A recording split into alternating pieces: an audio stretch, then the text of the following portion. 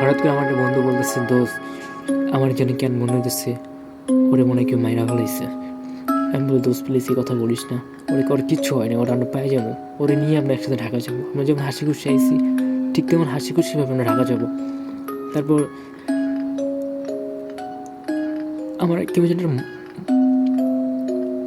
কষ্ট হইতেছিল, আমি ওর ছবি বের করে দিতেছি, কান্না করতেছি যে আল্লাহ ওরা আমার মাঝে থেকে হারিয়ে দিও না, আমরা যেন একসাথে আবার ঢাকা যেতে পারি, ওর জন্য ওর পরিবারের কাছে ফিরে যেতে পারি।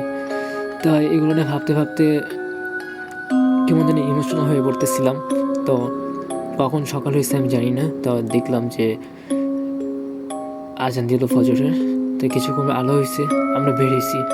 বের হওয়ার পর ওরা আবার সে বাড়িতে খুঁজলাম, আমি কেমন যেন হয়ে গেছিলাম, বাড়ি থেকে চিল্লাইতেছি যে কেউ যদি ওরা নিয়ে থাকো ওরা প্লিজ দিয়ে দাও। আমি শুনছিলাম যে মেয়ে পরীরা নাকি ছেলেদেরকে পছন্দ করলে উঠায় নিয়ে যায়।